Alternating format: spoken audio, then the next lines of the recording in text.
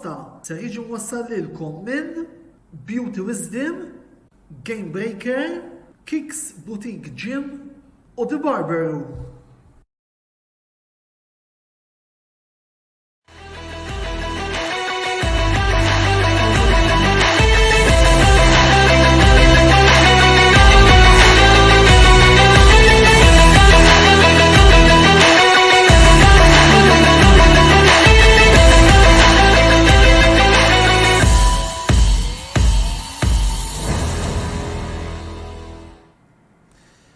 Antonella Bella jsalmilkom u jilqakom għas-seba' programm mis-sensiela botta u risposta fejn illum ser ikollna programm ftit differenti minn dak tas-soltu għaliex iva ser nitkellmu fuq il-Formula 1 imma llum minflok ser nikkonċentraw fuq it-timijiet li nitkellmu fuqhom ta' spiss.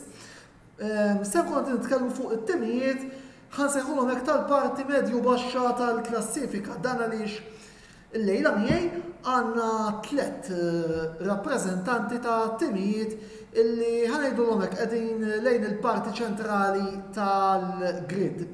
Dawn huma René Dowling li qed taraw ħdejja fuq in-naħa ta' fuq li huwa supporter ta' Fernando Alonso. Fuq in-naħa ta' isfel fuq ix-xalluk għandna lil Jordi Brincat, partitarju ta' Aston Martin, u mbagħad għandna fuq il-lemin il-Fabian Zara, partitarju tal-Williams. Infakkurkom li jekk tixtiequ taridu tagħkom fuq dak kollu li qegħdin niddiskutu llejla, intom tistgħu tagħmlu dan billi tħallulna l-kummenti tagħkom fis-sezzjoni li għandna apposta miftuħa ma' din ix-xandira. Qabel ma nibdew ukoll nagħtu naqra ħarsa lejn il-riżultati illi kellna mill-logħbiet tal-UEFA Europa League u UEFA Europa Conference League illi intemmew ftit tal-ħenilu UEFA Europa League.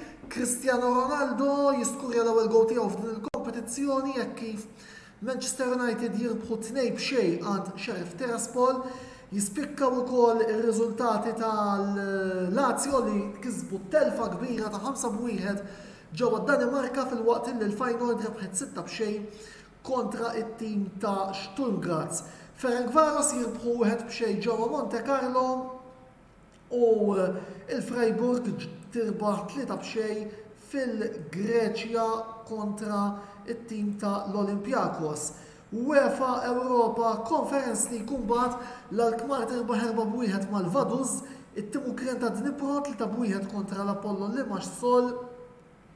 Għanna mbagħad ukoll il-rebħa minima tal-Slavia Praga fuq il-Balkani 3-2 kif ukoll id-derbi Skandinavu mirbuħ mill-Djurgårdens ta' Svezja fuq il-Molde ta' Norveġja.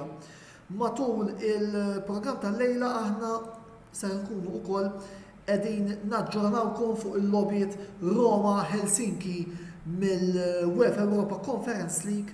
U mill-UEFA Europa Conference League għandna l-konfronti Başakşehir kontra Fiorentina u Silkeborg kontra West Ham. Biss l-attenzjoni tagħna illum sejra tkun fuq il-Formula 1 kif diġà qedtilkom u għaldaqstant f'din l-ewwel parti nixtieq illi nittratta suġġett li jinvolvi b'mod ukoll dirett lil René u lil Jordi. Dan għaliex ħanitkellmu fuq dak il-famuż trasferiment ta' Fernando Alonso mat-tim tal-Aston Martin fejn tkellimna ħafna minna diversi programmi u minna diversi interventi anke bejnietna it-tim tal-Kamra Sportiva ma llum għandna żewġ diretti interessati, René u Jordi, illi jistaw ukoll ituna l-opinjoni tagħhom minn ġewwa. René, ħanibda bik, l-ewwel qed insellimlek u merħba fil-programm botta u risposta tal-lejla. X'taħseb li wassal l-idolu tiegħek biex jażel li jibda avventura ġdida mal-Aston Martin minkejja illi dan kellu kuntratt lest mal-Alpin għas-sena d-dieħla. Ħansibu l-qampina tiegħek l-ewwel. René il-mikrofonu. Mela, qabel xejn insellem lil kulħadd. Ir-raġuni naħseb hija waħda sempliċi. Alonso xtaq jibqa' fil-Formula 1 l-iktar minn sena oħra. l-Alpin offrewlu kuntratt ta' 1+1 ta' sentejn. Però offrewlu sena fil-Formula 1, u s-sena ta' wara jkompli fl-endurance, ġifieri dik kienet il-karriera jew kienet ta' tispiċċa s-sena dieħla fil-Formula 1. Issa l-Aston Martin offrewlu kuntratt ta' 1+1, ġifieri jista' jagħmel sentejn oħra fil-Formula 1. Naturalment wara l-ewwel staġun jaraw il-performance kemm tat-tim jekk irid jibqa' Fernando u kemm tax-xufier jekk hux qed ikun tajjeb biżżejjed fil-karozza li s'issa tjuri li għadu forsi mhux daqs il-livell top imma qiegħed f'livell għoli ħafna. Prattikament tilef performance ma tilef kważi xejn mill-peak tiegħu, tilef xi ftit forsi f'qualifying. Anke niftakru fl-aħħar staġun meta kien ma' Van Dorn letteralment kisru l-Van Dorn fil-qualifying. Kważi għaddeh fit-tiġri kollha fil-qualifying. Għadu hemm u xtaq jibqa' ġifieri jrid juri naħseb li baqa' hemm Fernando Alonso biex juri. Meta ġie Schumacher lura ġie u ma kienx daqshekk ma kienx fil-livell li kien qabel. Alonso wera li ġie u baqa' fil-livell tajjeb ħafna. Daka il-raġuni prinċipali ġifieri li kienet xtaq tibqa' aktar minn sena oħra fil-Formula 1 sekk kemm tajba u ħażina ma nafx. Jiena bħala fan tiegħu xtaqtu li jkompli Triple Crown ikompli għax huwa għamel żewġ terzi minnu. Ma l-Indy 500 għoda nieqsa minn dik il-lista biex ikomplih l-Unofficial Triple Crown tal-Motorsport fil-karozzi. Jiġifieri inti taħseb li hija iktar kwestjoni ta' ħanejdulek bl-Ingliż longevity, il-fatt li ħalla proġett li anki kien hemm ħafna jgħid fuq il-famuż il-plan tal-Alpin biex mar kien hemm anki minn tef' akkuża Alonso marem minħabba l-flus. Ma l-Aston Martin. Naħseb l-Alpin rrimarkaw xi ħaġa li ħajitlaq minn magħhom ħabba l-flus, imma ma sibx li ħabba l-flus issa. U xtaq li jagħmel aktar minn sena waħda l-Alpin sena waħda biss sofrew il-Formula 1 biex elestissi tal-Piastri kif ġiet. Issa kif ġietom l-Alpin tilfu żewġ xufiera fl wieħed. Eżattament. Fuq dik se nitkellmu żjed tard fuq il-kustjoni Alpin biss għal issa Alonso ngħid xi ħaġa insejt ngħidha, tajjeb li ngħidu li fl-aħħar tiġri Raikkonen tal-iktar li beda race stars 349. It-tiġri għal imiss ħajkun l-iktar xufier fil-Formula wieħed li beda race stars. Ħadkun 350 race start. Dejjem jekk jibdi ovvjament. U meta tqis. Ġifieri huwa għodu on top mhux qiegħed hemm jiġifieri biex jitella n-numri biex ngħidu hekk l-sport. Di ħaġa importanti ħafna. Le, ħaġa importanti, ħaġa li xorta turi kemm dan anki top ħanejdu hekk fl-overall drivers jista' jibqa' meqjus bħala wieħed mill-leġendi tal-isport. Għalkemm issa mal-Aston Martin ukoll irridu naraw naqra x'ser jiġri. Biss issa ħanisimgħu l-qampina l-oħra ta' din is-saga ħansejħula hekk. Jordi, l-ewwel grazzi li qed tinsab fostna. Minnaħa l-oħra tim niżżomm miegħu inti passi ta' malajr biex jażel lis-suċċessur ta' Sebastian Vettel f'tista' tgħid 24-48 siegħa. Qabel xejn, kont sorpriż bl-għażla ta' Alonso? Tkellimlek Antonello nsemel Rene u Fabian biex tibib tiegħi li bħali dilettanti tal-Formula wieħed. Iva ta' konġa xejn sorpriż. L-ewwel kont sorpriż Sebastian Vettel waqaf mill-Formula wieħed, nemmen li kien għad baqalu xofri dal-isports, biex bħala tim anke bħala sports per se. Ġifieri kienet l-ewwel sorpriża li ħadd. It-tieni sorpriża hija l-fatt li Fernando Alonso li iktar huwa sinonimu mat-tim tal-Alpine Renault biex niftehmu li s-suċċessi fil-karriera tiegħu l-iktar isseħħew ma' dan it-tim ingħaqad magħna. Ġifieri nafu bħalissa li s-sena u anke s-sena li għaddiet issa tgħid li l-Aston Martin ma tantx qegħdin tim li konna bħalma konna fil-2020 meta konna għandna bħala Racing Point għażel li jingħaqad mat-tim. Nemmen li fil-futur nerġgħu nkunu hemm, niġġieldu għal mal-ewwel 4 pożizzjonijiet fil-klassifika. Imma ovvjament għadba ħafna xi jsir, meta tsir rivoluzzjoni fit-tim, immexxi mill-Lawrence Stroll. Naħseb ma Alonso naħseb li ħad deċiżjoni tajba. Ngħid kon sorpriż però, ma stennejtix li kieku idealment kien jibqgħu jkun tim naħseb ideali jkunu Alonso u Vettel. naħseb ikonna żewġ World Champions. Imma nafu li t-tieni sit huwa sit garantit għall-Lanstrol u ma nistgħu nagħmlu xejn, Inti semmejt li għad saħansitra kont sorpris mill-irtirar ta' Vettel, biss issa kienet fl-arja li ħajrtira dis-sena, ħanajdu hekk. U saħansitra anki l-istess Seb beda jibbotja għal Mick Schumacher biex joħodlu postu. Ħammar ftit lura għal ħadd 31 ta' Lulju. Ftit momenti qabel ma tħabbret konna dak il-perjodu bejn l-irtirar ta' Vettel u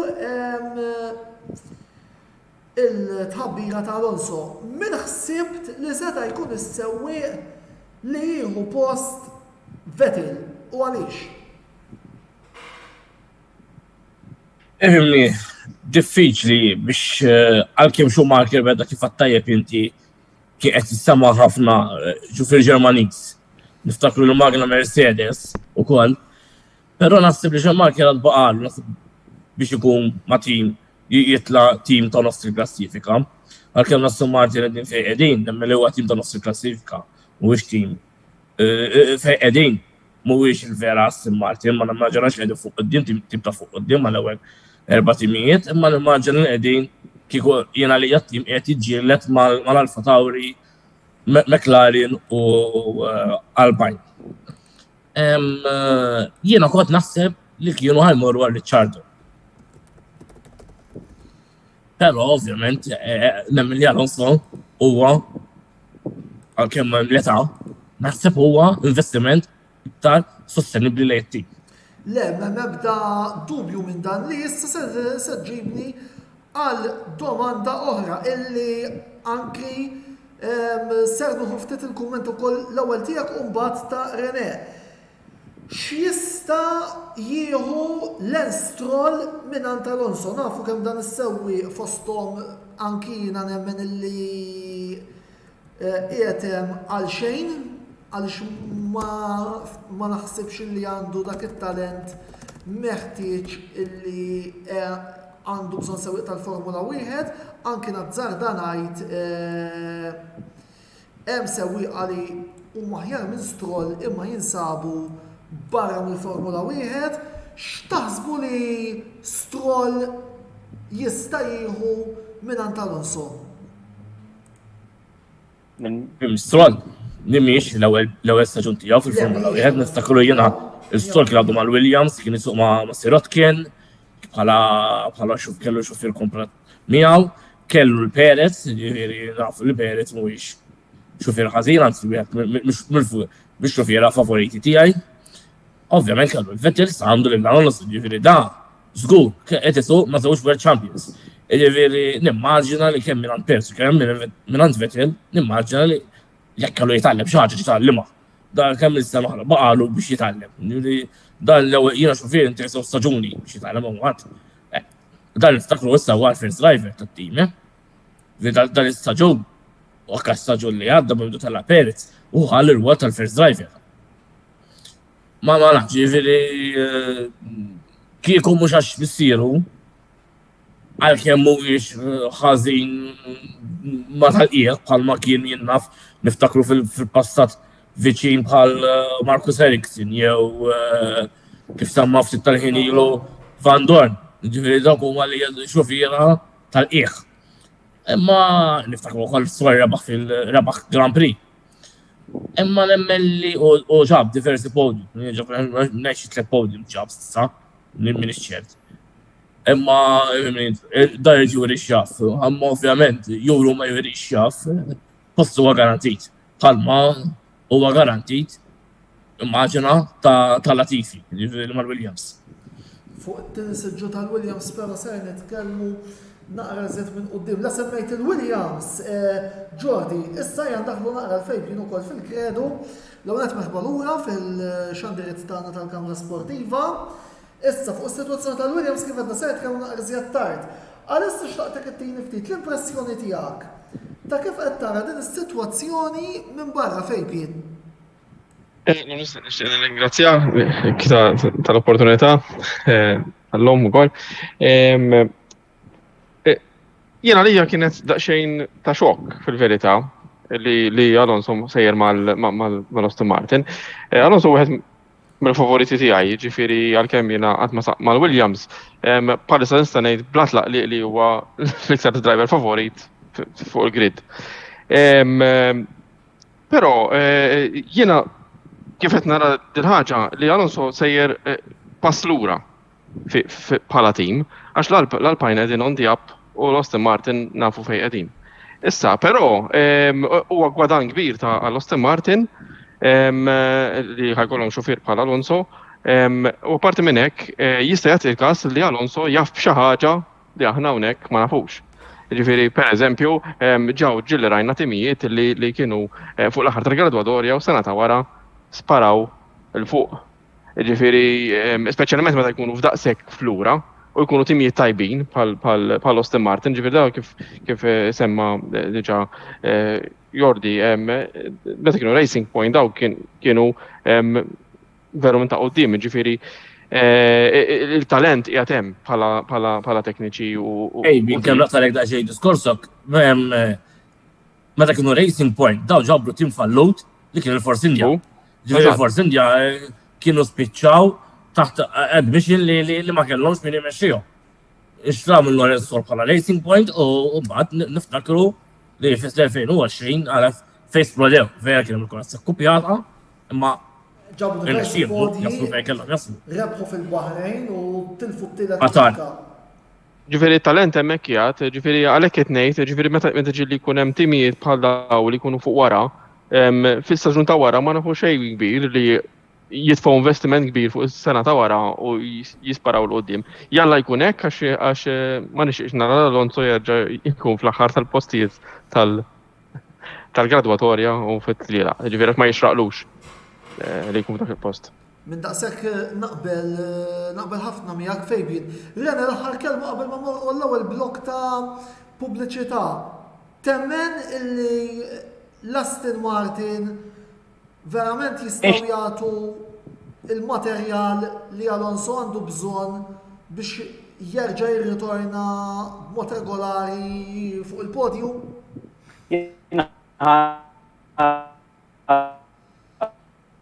Jidher li għandna xi problemi ta' konnessjoni ma' René. Mela, ħalmuru għal waqfa ta' Allura Mela, René, qed tismana? Ejwa, mela jixtaqt ngħid ħaġa oħra l-fejn tal-qam mill-Alpin qabel net. Kellu diversi konfrontazzjoni ma' Esteban Ocon fis-Saudi Arabja eżempju u fl-Ungarija fejn fl-Ungarija letteralment Ocon irid isakkar l-Alonso. Ħalli karozza l-oħra kollha jgħaddu l-unika ħaġa f'moħħu li kellu li jsakkar l-Alonso. U għala I never saw defending like Esteban u r-radio smajni l-Alonso. Ġifieri jaf kien hemm xi ħaġa interna fit-tim li ma bidix iħossu komdu. Issa rigward Aston Martin għala karozza ma tantx tidher li qiegħda tajba preżentament, issa s-sena d-dieħla r-regoli mhix ħajkun hemm xi tibdil kbir. Ġifieri ma nistennix li jkun hemm xi challenging għal podium f'sitwazzjonijiet normali sfortunatament. Minix daqshekk konvint.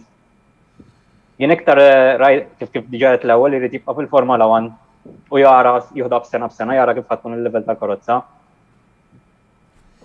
Sewa wis, grazzi René, se mmorru għal l-ewwel blok ta' pubbliċità ibqgħu magħna u għaliex id-diskussjoni fit-tieni parti tal-programm ser tmur naqra iżjed fuq il-sitwazzjoni attwali ta' 300 in kwestjoni. Dalwaqt magħkom.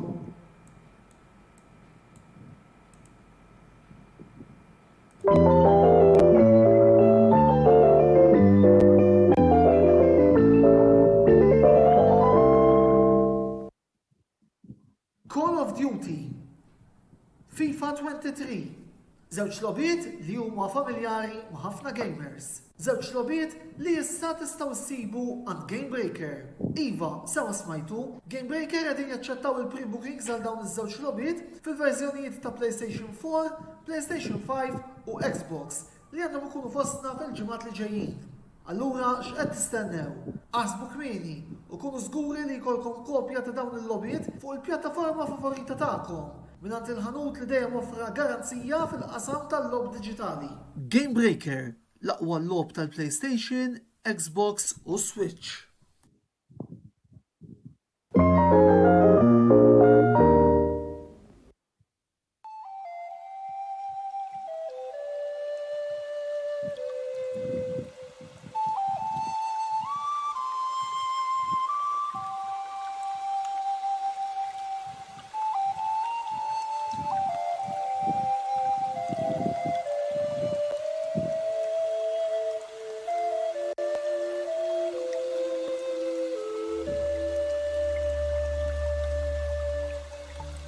Beauty Wisdom tal-Fgura għall-aħjar prodotti u servizzi ta' sbuħija. Żuru wkoll Nails by Xarawna fl-istess stabbiliment għall-aħjar servizz ta' trattament ta' dwiefer.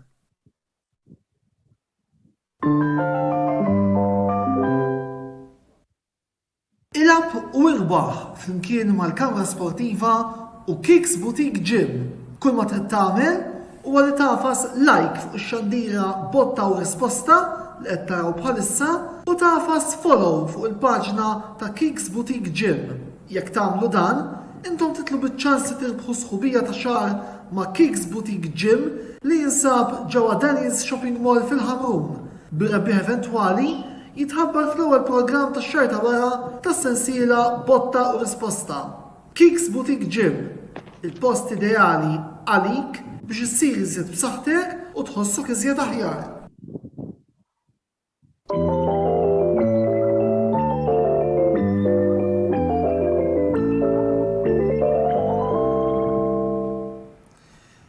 Merħba lura t-tieni parti tal-programm Botta u Risposta fejn il-lejla qegħdin nitkellmu fuq l-aħħar żviluppi mill-kamp tal-Formula 1 flimkien ma' René Dowling, il-partitarju ta' Fernando Alonso, Jordi Brincat, partitarju tal-Aston Martin u Fabian Zara, partitarju tat-tim tal-Williams. Inħeġġukom biex jekk għandkom xi kummenti xtaddu fuq dak li qegħdin niddiskutu tistgħu tagħmlu dan fis-sezzjoni li għandna miftuħa apposta ma' din ix-xandira.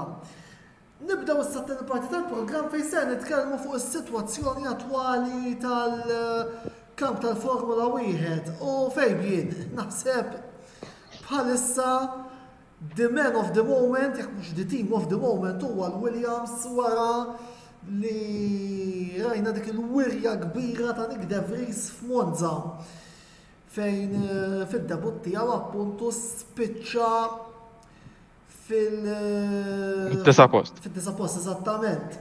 Jekk dawk is-36 sija li għamel magħkom kienu kif qalu ħafna opinjonisti fosthom il-varji David Croft, Martin Brundle, Simon Lazenby, kienu intervista għal xi xogħol futur, nemmen l-Olandiż għaddija bil-kbir. Kummenti tiegħek fuq it-tellieqa ta' De Vries issa?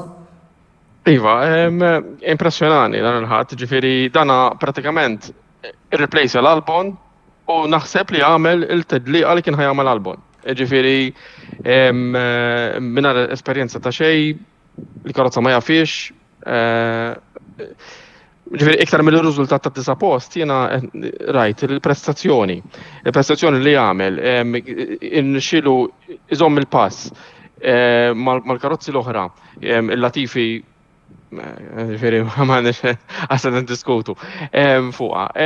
Ġifieri kien fid-DRS train mal-karozzi l-oħra u beda jżomm il-pass tagħhom. Għamel telli eċċezzjonali, ġifieri bħala wirja Isu kien Albon qed isuq fil-karozza u mhux driver għadu ġdid. Issa fuq din il-kustjoni li jekk issa jiqpa' mal-Williams Fedeka se niddiskutu iktar tard, però għad irridu narawha. Jiena da parti tiegħi kieku jiena kapito li x'ismu naqbad u nagħti nara kif nirranġa u nirreplace il-Latifi għal daw il-tlielaq li baqa' bih, ħan namlu direct comparison ma' Albon fuq tracks oħrajn li karozza mhux tkun daqshekk tagħti prestazzjoni kif kienet f'Monza. Għax hemmhekk id-driver juri mbagħad iktar x'kapaċi jagħmel meta l-karozza ma tieħx. Le, eżattament, fil-fatt hija l-ferma ta' ħafna illi ħanuża kelma naqra diretta fejbien. Latifi huwa ħela ta' spazju f'dak is-siġġu. Ekku. Issa voldi Ejlu. biżejjed ċans naħseb. Ma naħseb. Jgħat ma xej fil-verità, nafu li ħajġi l-aħħar dejjem, ġifieri kemm fil-qualifying, kemm fil-race, ġifieri. Biex ma jiġix l-aħħar li tinqala xi ħaġa ħadd ieħor. Beda f'10 post, imma ma jfisser xejn għax dax minħabba l-penalitajiet tal-oħrajn beda f'10 post pereżempju. Fil-Belġium l-istess beda fil-11 imma l-istess għax talab bil-penaltijiet tal-oħrajn. Imma niġu fil-talliqa jispiċċa l-aħħar xorta, ġifieri jibda fejn jibda dejjem l-aħħar xorta jispiċċa. Jew ta' qabel tal-aħħar għax għala xi ħaġa ħadd ieħor kif qed, ġifieri. Għajjem tal-argument illi nixtieq li nqajjem naqra issa dil-kustjoni tal-penalitajiet li qed ikun hemm fil-ċertu tracker fejn, pereżempju f'Monza rajna prattikament 9 sewwieqa illi kellhom diversi grid penalties minħabba dawn il-bdil ta' magni. Ma taħsbux illi hija naqra assurda l-affari? Ħafna, jiena wara in-nara l-sport live dejjem minn 1994. L-ewwel darba naħseb li bdejt ngħid din is-sena kienet ġesni l-oħra mhux ukoll li kien hemm din tal-penalitajiet imma issa tant tiġi assurda li ngħid il-qualifying qed nara xejn. Nara l-qualifying u ngħid imma x'qed nara hawnhekk jiena nutli dal-pożizzjonijiet għadha mhux se jkunu huma. Ġifieri għalija bħala spettatur li nara da snin kollha minn tifel sal-lum hija xi ħaġa disgustanti li tara kwalifika għal xejn. Biex tara free practice pratikament. Jordi, infatti kien hemm ukoll suġġerita illi jistgħu jingħataw tnaqqis ta' punti lil kostrutturi li joħorġu iżjed magni mill-li suppost, jew iżjed komponenti ta' magni mill-li suppost. Taqbel ma' din l-ipotezi?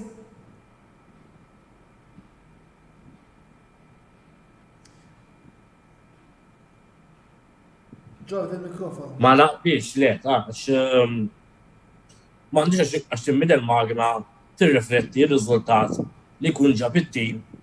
It-telqa ta' qabel, da, jekk l-eżempju l-futbol, jekk it-tim jkollu xi ħaġa, m'għandix għax tissar r-riżultat, jew tqas il-punt minn logħba ta' qabel, il-logħba ta' qabel għasek qabel. It-telqa ta' qabel ħaġġab ta' klabot ta' punti u dovuti għalih, jekk għandu penalità għal dit-tellija, għandu tirrifletti fuq dit-tellija. Biex jittasulu l-punti, nema, għalabtu ma nabiex maħħajnu, għal-kem aħna fil-situazzjoni tagħna nistgħu nikwadanjaw, ta' mill nitilfu, imma li xorta ma nabiex maħħa. Inti kux tissuġġerixxi minħabba dal-ħafna għajdut ta' cost cutting li qed ikun hemm u jippruvaw iżommu l-costs baxxi?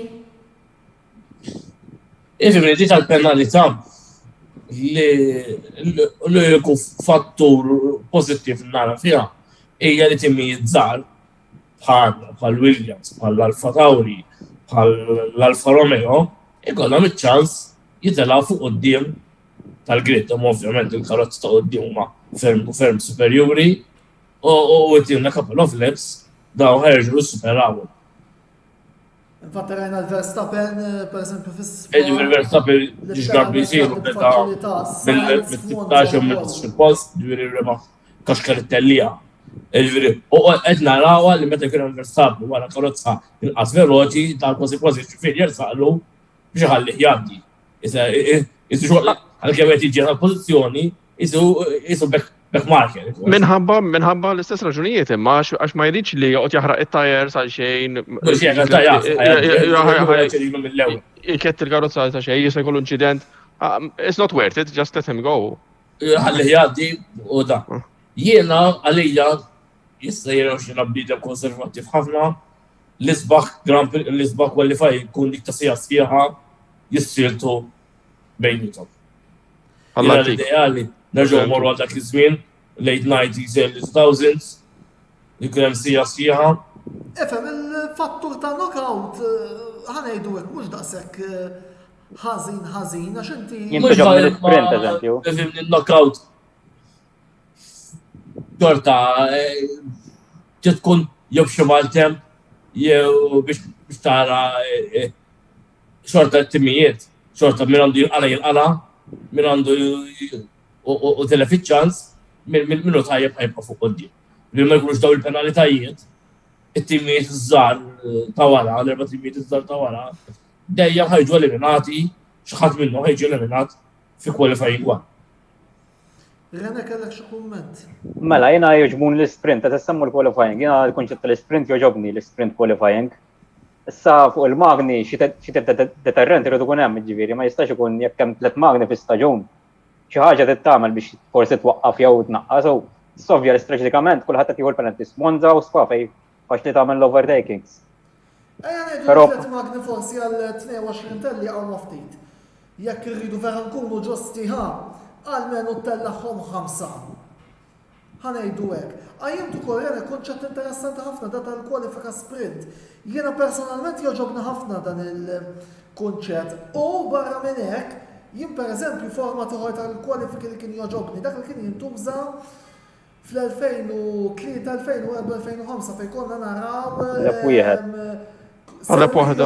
Darba, issa jew tiġik tajba, jew tiġik ħażina. Qed nara fejn biex xengel rasu.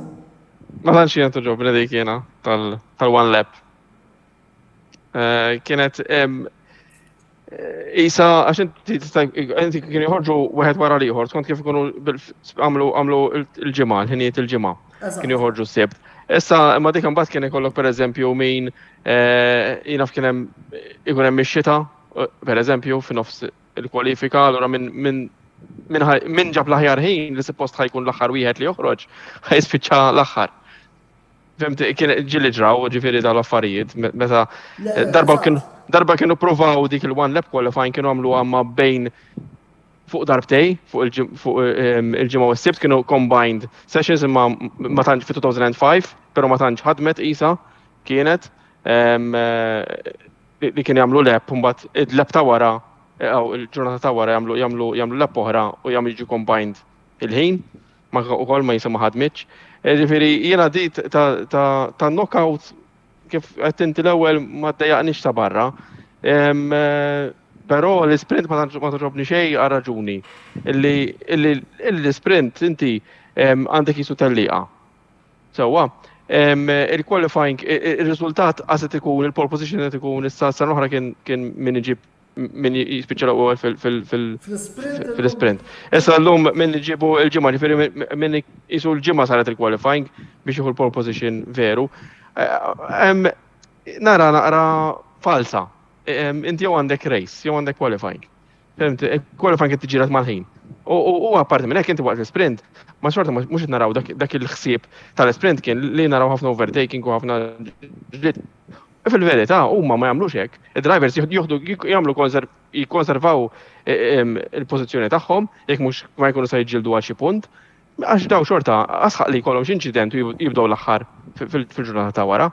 Ġifieri ma tantx toġobni, ma toġobni xejn. Apparti biċċu tal-magni, li qed tagħmel mileage fuq il-magni fuq il-gearbox u l-affarijiet l-oħra. Bidaw l-imentazzjonijiet kollha li għandna. Mileage fil-practice. Eżatt, anke l-practice. L-sprint fuq il-practice qiegħda, ġifieri. Ejwa, dis-sena. Dis-sena Jiena forsi suġġerejt li jżidu l-magni, ma rridux ninsew li issa maħniex bħalma konna qabel 16 trakka u daqshekk. Għanna 23 u l-ideali ta' Liberty Media li jizdidu għal 25 li jenu kol nara personalment ħafna. Volderi, jekk inti settella, ejna mlu għedin s-sena d-dien ħajkonna 23 telliqa.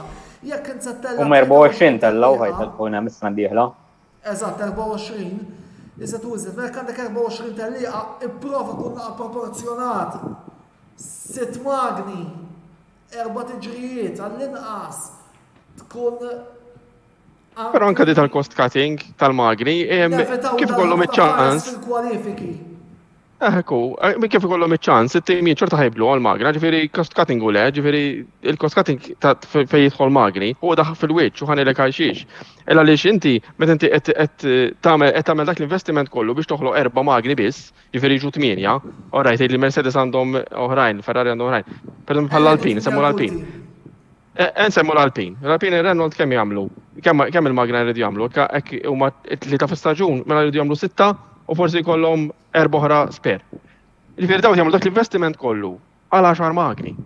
Ġifieri kieku flok 10 magni jagħmlu 40 għall-argument, naħseb jiena l-investiment ħajkun iktar worth it fl-aħħar mill-aħħar, ħajġi iktar cheaper il-cost, jew ħajġi l-istess. Imma għandek iktar magni available.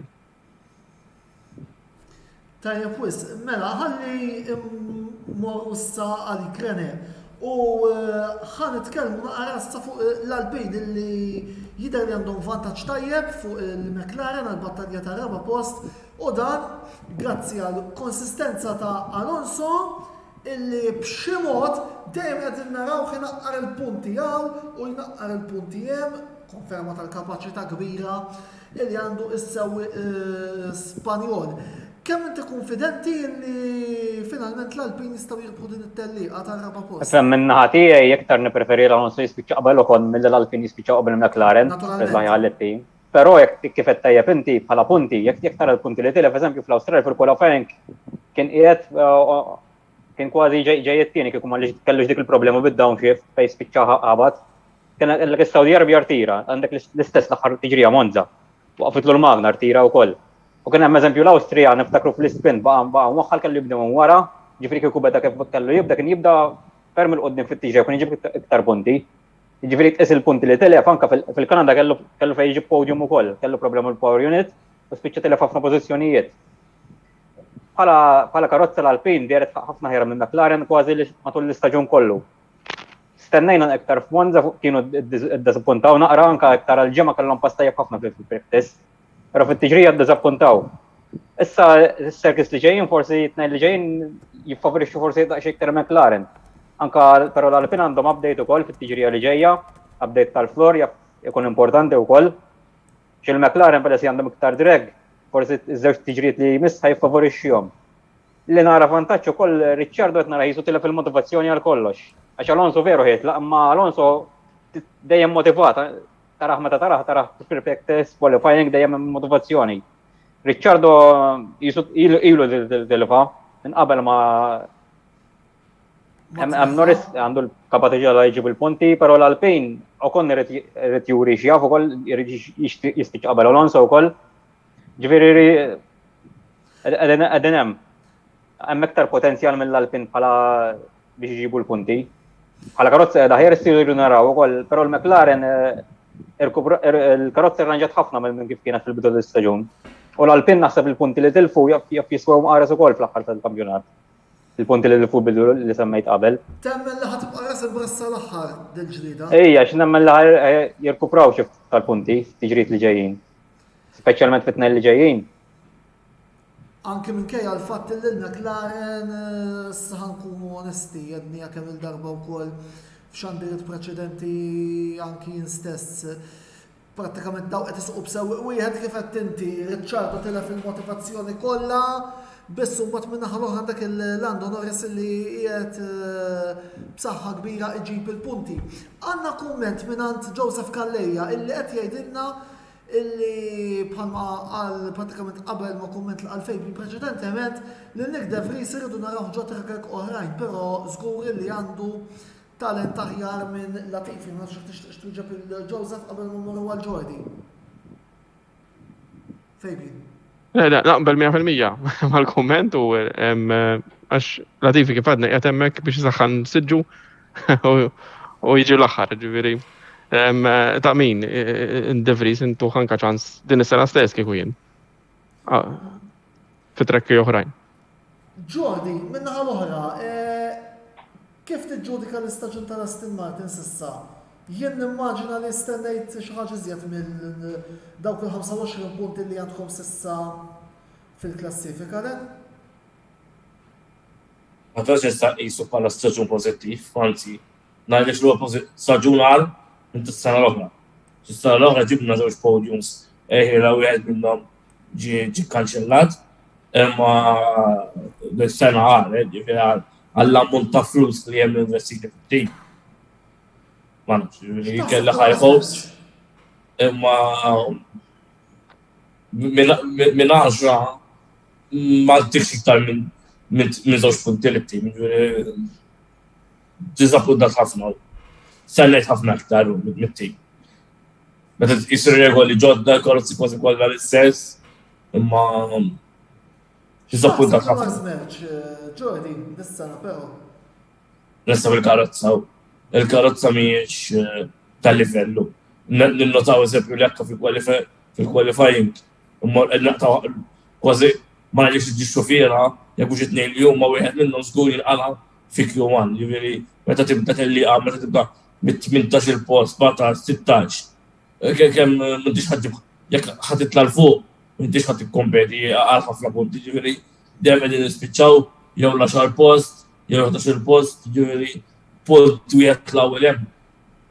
Għalija ma jistgħu xejn. Però dan huwa ġenerali, isu dis-sena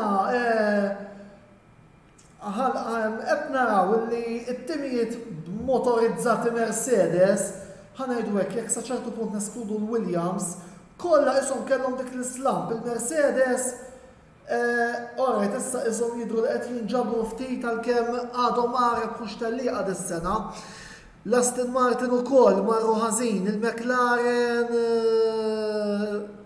li suppost kellhom jiġġieldu għat-tielet post dis-sena qegħdin prattikament jitilfu l-ġlieda għal-raba post.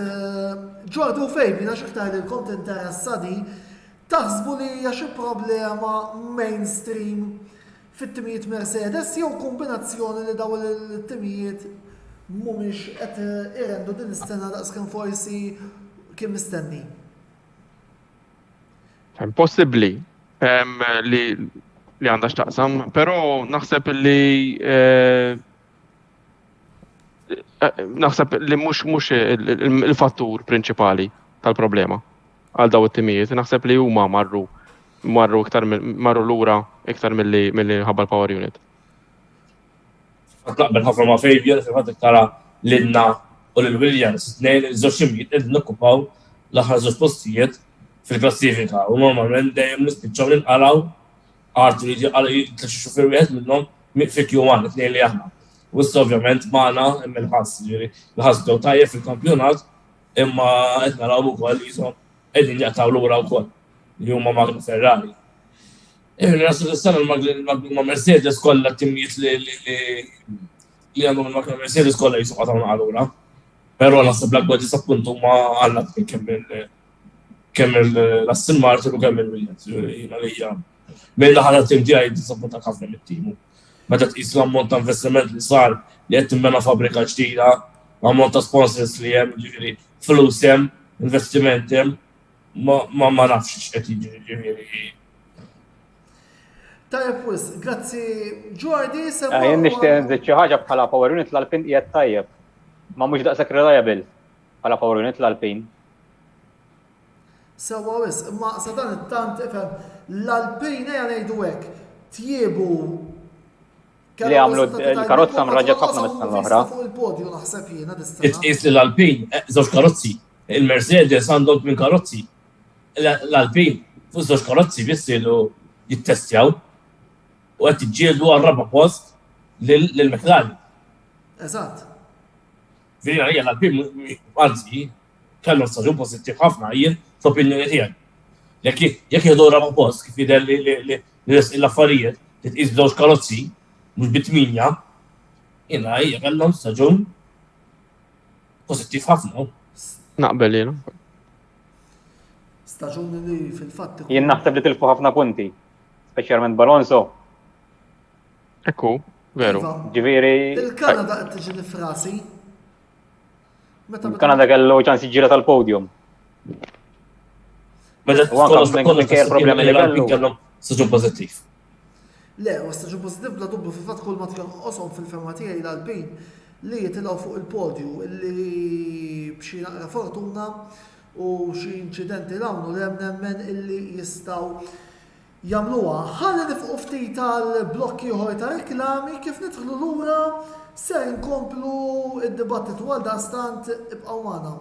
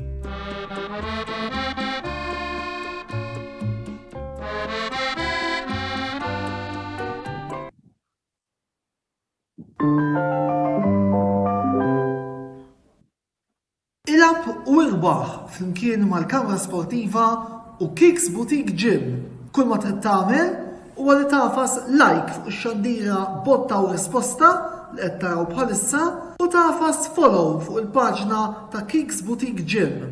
Jekk tagħmlu dan, intom titlu biċ-ċans li tirbħu sħubija ta' xahar ma' Kicks Boutique Gym li jinsab ġewwa Denny's Shopping Mall fil-Ħamrun. Bir-rebbieħ eventwali jitħabbar fl-ewwel programm tax-xahar ta' wara tas-sensiela botta u risposta. Kicks Boutique Gym, il-post ideali għalik biex issir iżjed b'saħħtek u tħossok iżjed aħjar.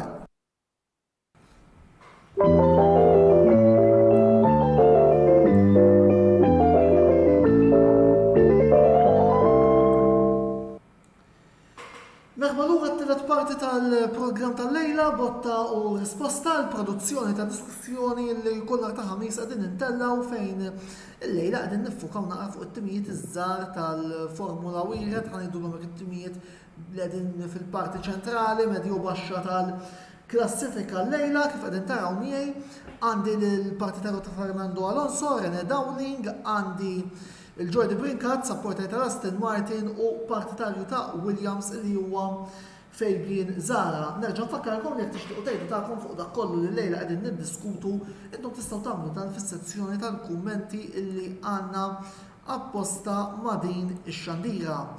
Qabel ma nkomplu il-programm tal-lejla, nagħtu naqra ħarsa lejn ir-riżultati illi għandna bħalissa mill-lobbiet tal-UEFA Europa League u UEFA Europa Conference League hemmhekk ukoll kellna dik il-grafika li telat minn ir-riżultati, però issa għandna dawn ir-riżultati mill-UEFA Europa League Roma xejn, HJK Helsinki xejn.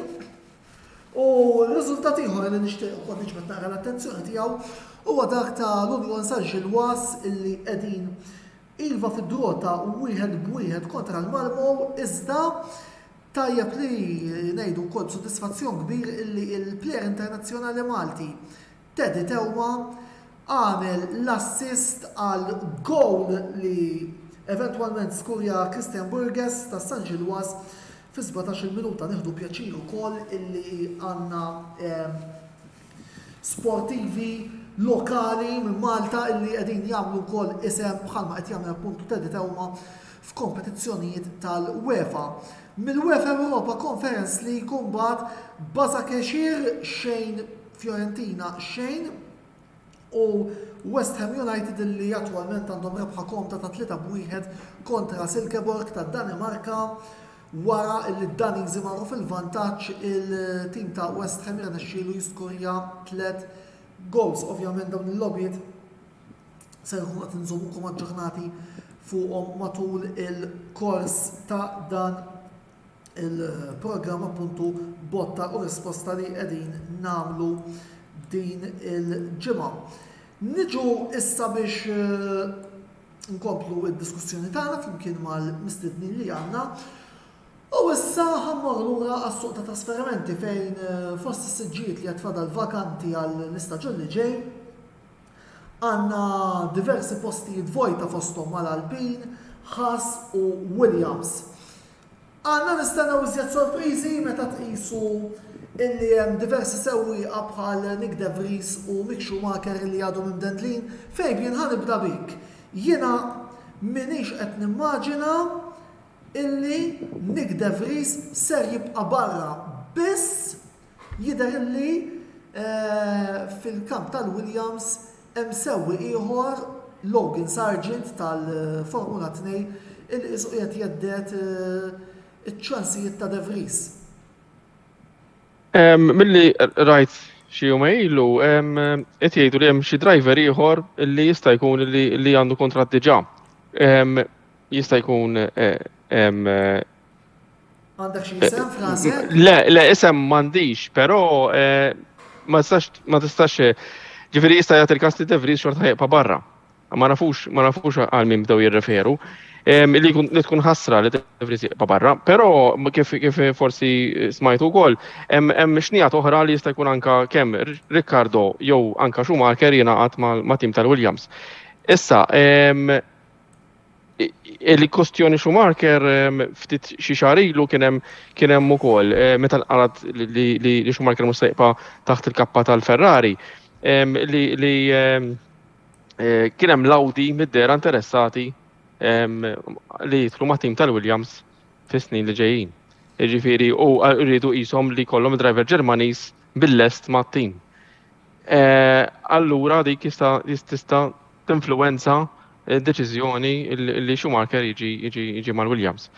Jien personalment jiena kif aċċenejt qabel li kieku De Vries intuħ ftit li qabel din is-sena ħanaraw verament xi sarraf kontra Albon u fuq treks oħra u fejn il-karozza ma taħdimx daqshekk tajjeb. U niddeċidu minn hemm. Kieku jiena naf li ħafna mhux jaqblu miegħi, kieku jiena jekk hemm veru possibilità għal Riccardo mu. Anka b'innuqqas ta' motivazzjoni li għandu bħalissa. Mela ir-raġuni hija li għandu ħafna esperjenza u din bħal Williams għandu bżonna xi ħadd tal-esperjenza. Driver bħal Riccardo mhuwiex driver tal-McLaren. Driver bħal Riccardo u driver ta' tim aggressiv. Issa il-Williams nafu minn historikament dejjem id-drivers li ħadmu tajjeb mal-Williams ma jaħdmux mal-McLaren u li jaħdmu mal-McLaren ma jaħdmux mal-Williams. Ġifieri minħabba ċertu aggressività li jkollna li jkollu driver bħal Riccardo. U naħseb li jiena u niftakar ukoll li Felipe Massa meta kien mal-Ferrari lejn l-aħħar tiegħu f'2013 dak kienu qalu driver spiċċa. Ħajmur mal-Williams, ħolħat ħaseb anka jiena ħatna għata li jisma' u fil-fatt tagħna sorpriżi pożittivi ħafna fit-2014-15 speċjalment. U ġab ħafna esperjenza miegħu. U naħseb li kieku ma jkunx De Vries nippreferi Riccardo fil-każ Williams. Tkomplu wkoll it-tradizzjoni ta' sewwieqa Awstraljani li għamlu suċċess magħkom fosthom Alan Jones. Kien hemm Mark Webber magħna wkoll, Awstraljan.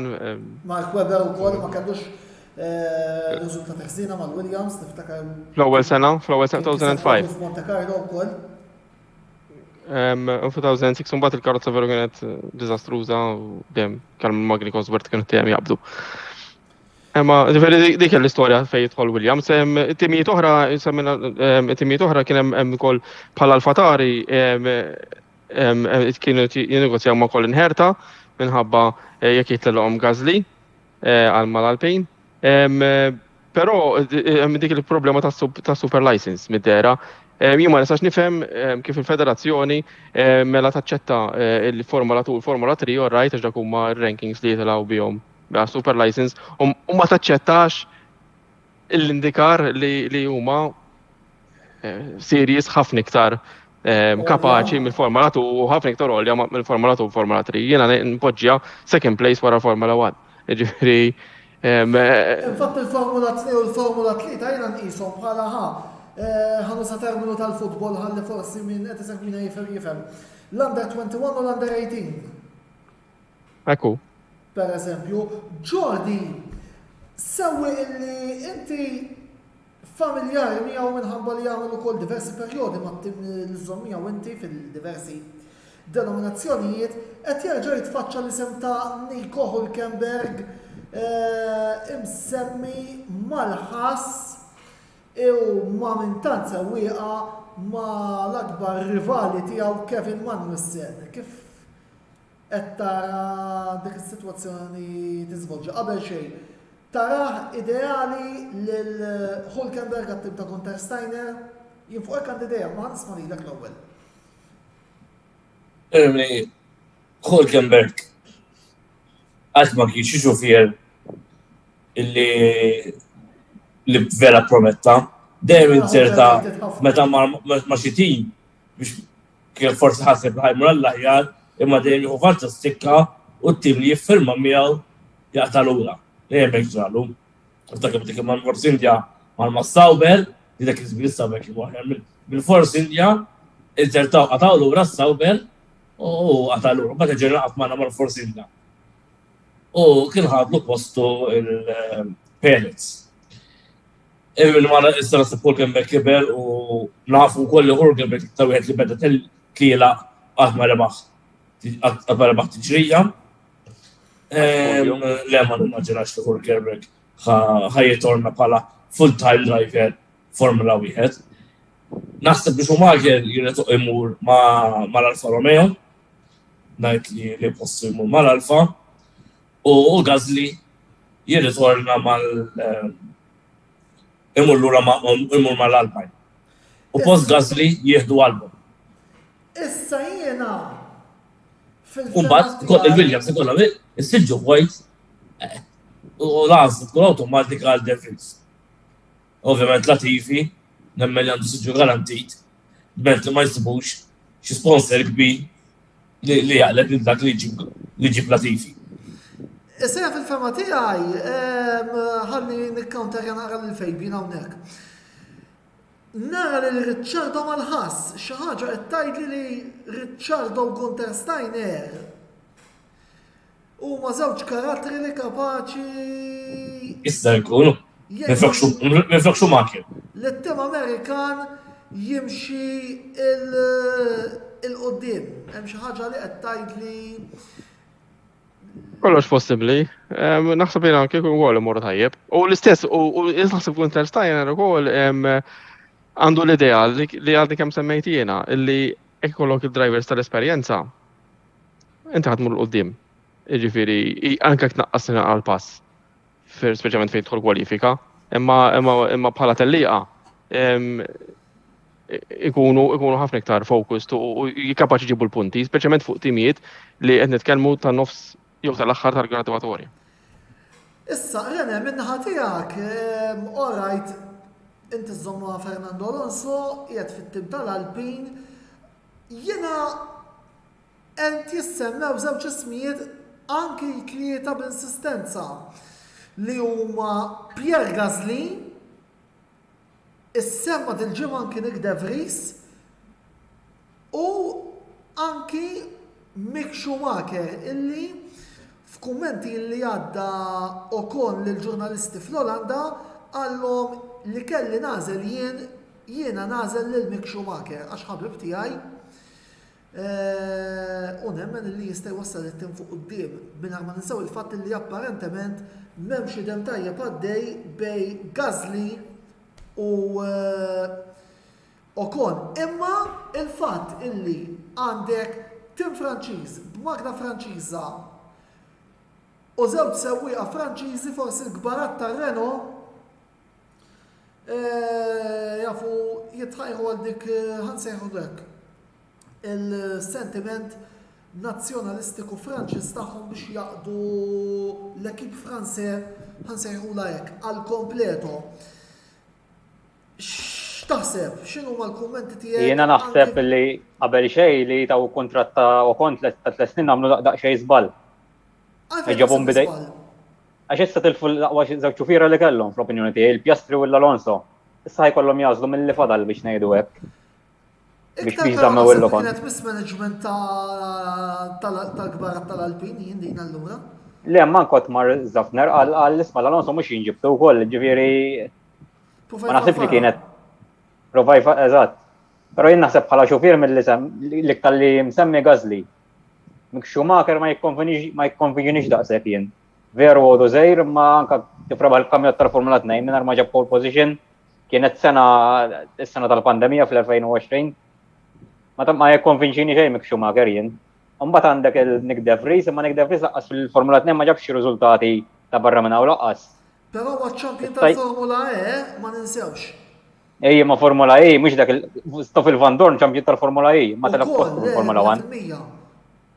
U kien hemm fil-Formula E ma ħafna ex-drivers tal-Formula 1 ukoll, ġifieri ngħiduha. Ġeneralment ħafna minnhom li ma rnexxu fil-Formula 1 marru fil-Formula E ukoll. Bħala Gasly jidher l-iktar li bħala isem, esperjenza u forsi talent ukoll l-iktar wieħed li huwa favorit.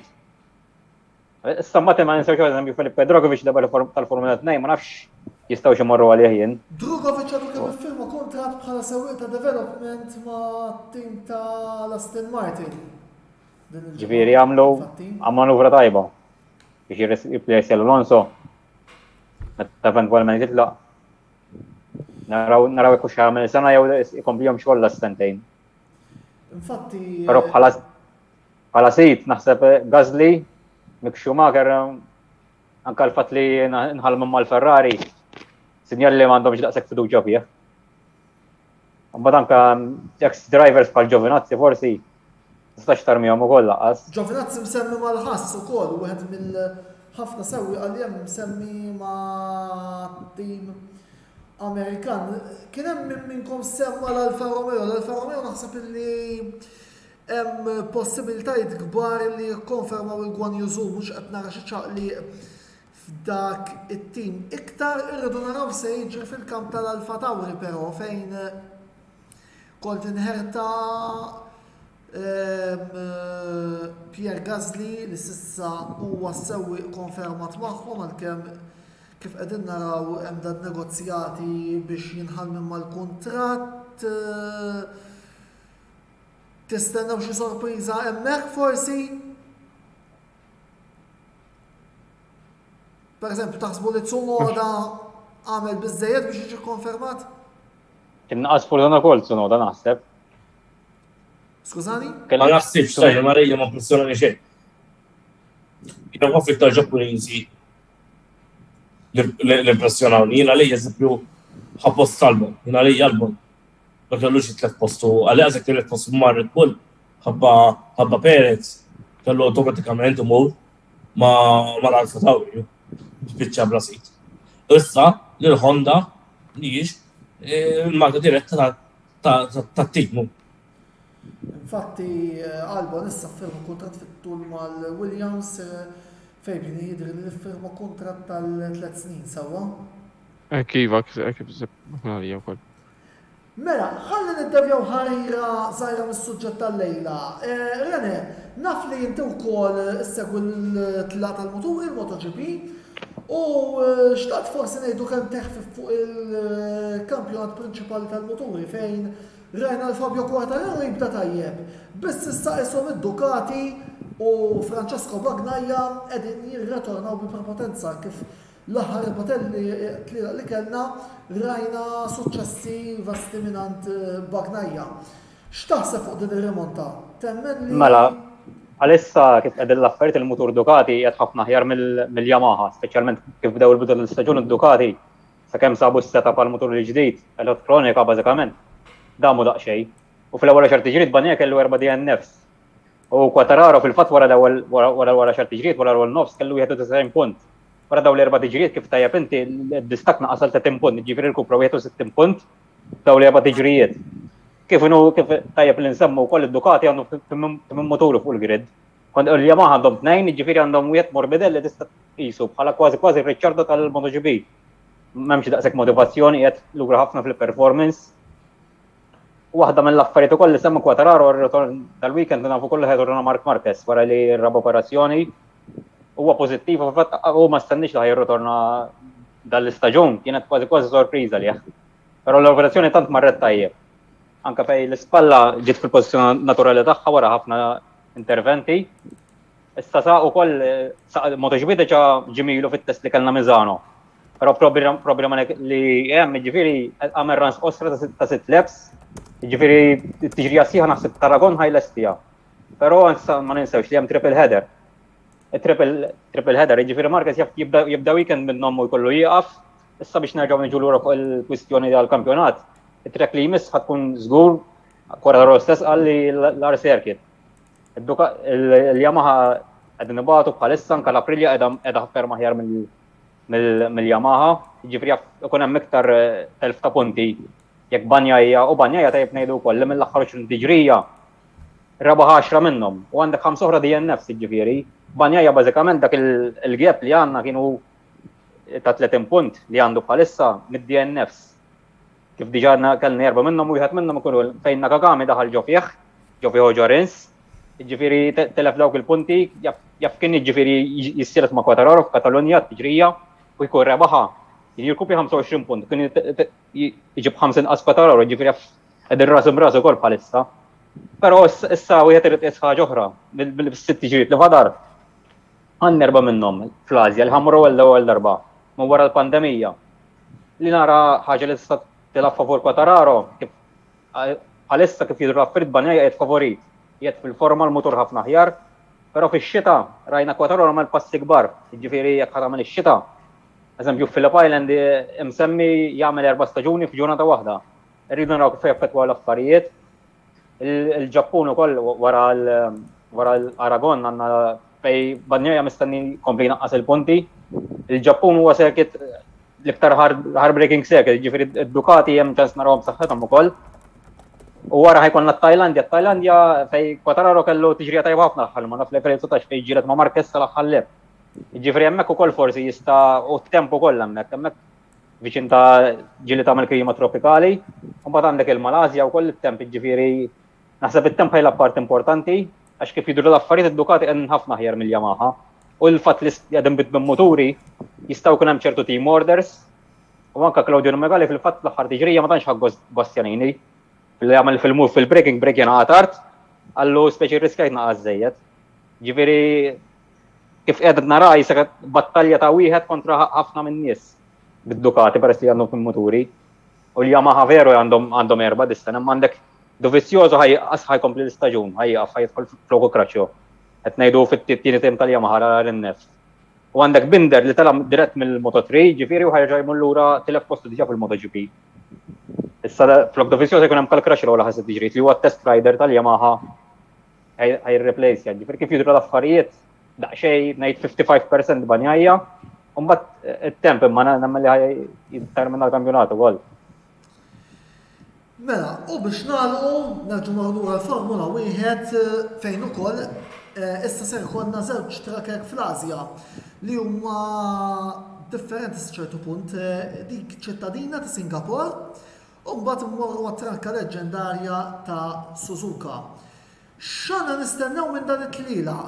L-ewwel domanda, ħanibdew minn hawn. Jibda Jordi, René u jalaq Fabian. Diffiċli tajt stam, jiġifieri naħseb il-kampjonat għadu miftuħ u diffiċli tajt x'ħajkun ir-riżultat jien l-opinjoni tiegħi. René? Issa kif diġà tkellim naħseb ir-reliabilità tal-Alpin tista' tkun determinanti kemm ħajwaqqgħu punti jew kemm punti li kollhom jiġbru ma jiġbruhomx. Treks għandek l-Amerika u l-Mexico warajhom jiġifieri għandhom straights twal jiġifieri jaf l-Alpin. Mbagħad għandek Abu Dhabi u t-tiġrija l-oħra għandek Brażil għandna Amerika. Brażil għandek l-straights ukoll u għandek l-sprint għandna l-sprint. L-itnejn li jmiss naħseb Singapore u Suzuki iktar favur daqsxejn il-McLaren. Issa rridu naraw bil-floor update li ħajġibu fl-Alpin. Taw s-seġri x'impatt ħajkollu wkoll. U ma qawlu ħajkun importanti ġifieri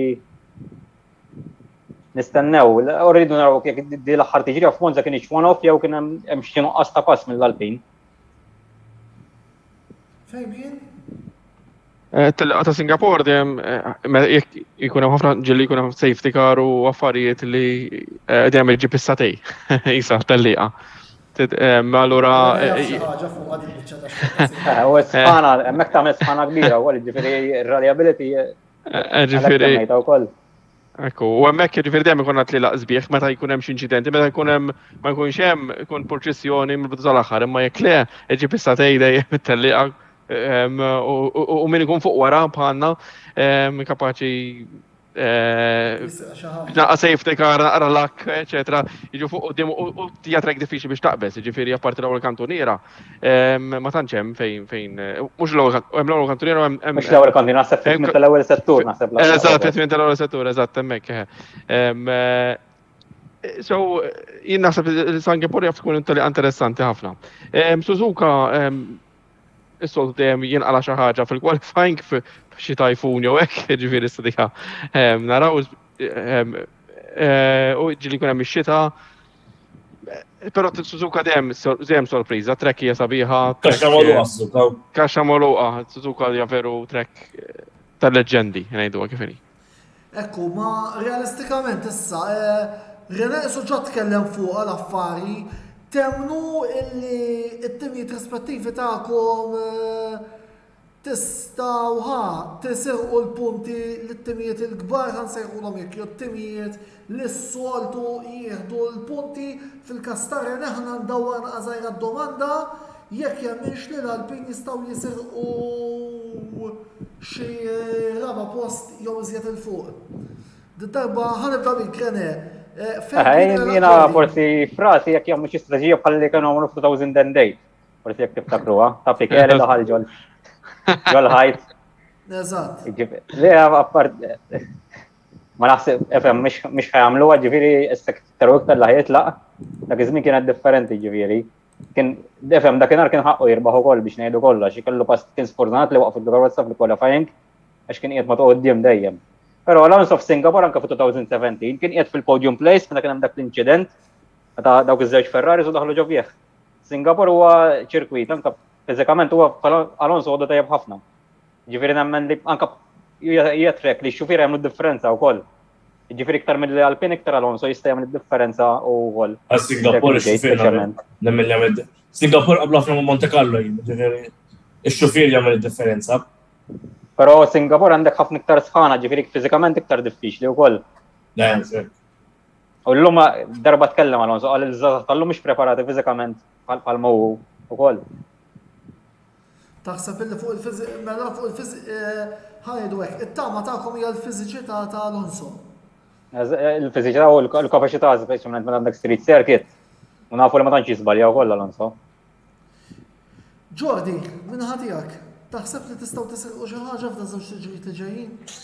Jiena bħala tim irrassenjat li għad disappost, ġifieri naħseb bir-rispett kollu lejn fejn kien diffiċli Williams jirqumna u aħna diffiċli għalkemm kull m'hemm 10 punti bejnietna il-ħass u l-Alfa Tauri, però jiena lejja ma kol iktar mid-disappost mhuwiex veritat għalina, jiena nemmen li aħna rassenjati għad-disappost. Laf Monza, s-soltu għahna t-tim bħal Spa u Monza rinomat il-morru tajjeb.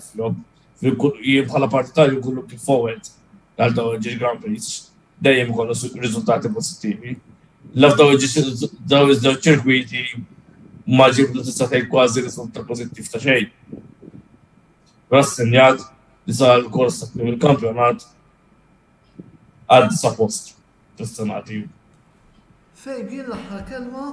Jena naqbel ma' Jordi ġifieri li Williams rassenjati għall-10 post. Ma naħsibx li without luck mhux se jiskurja points. Ikun hemm xi Grand Prix bħal tal-Amerika bħalma kien ġara fit-2005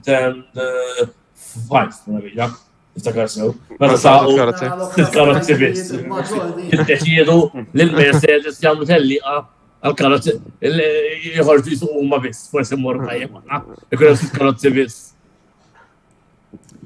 Mela, grazzi l-Reneġa. Bidna xi ħaġa żejra forsi, Verstappen jekk meta jirbaħ it-tiġri għal jmiss, next win ġifieri l-Alonso bit-tnejn u tirrebħa. Ġifieri nistennew għal tistaħmem ma' tal-ieħor. Sewwa wis. Ġifieri jekk mhux Singapore forsi Ferrari nqa' favorit imma tasal żgur ġifieri.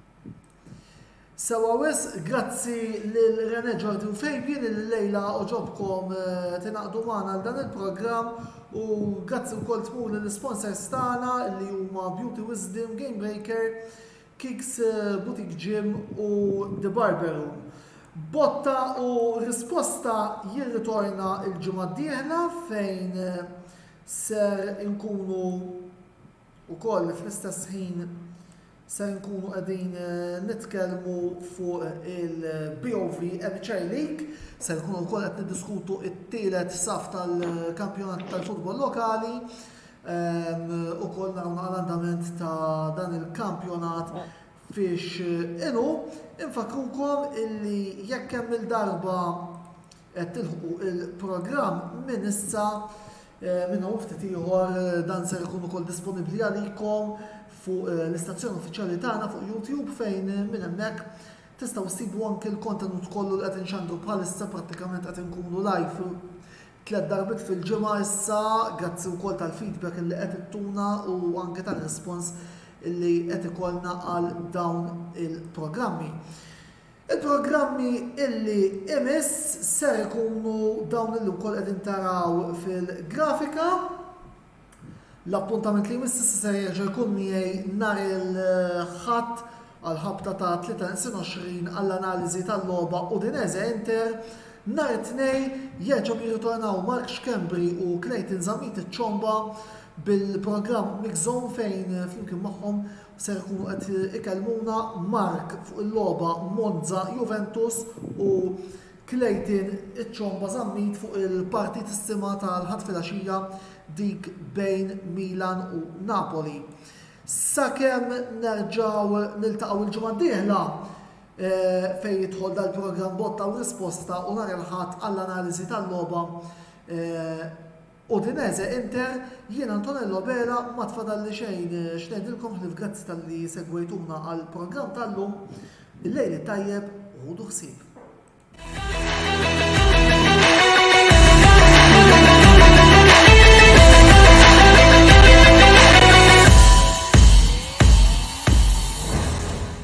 Botta u risposta ġi wassal lilkom minn Beauty Wisdom, Game Breaker, Kicks Boutique Gym u The Barber Room.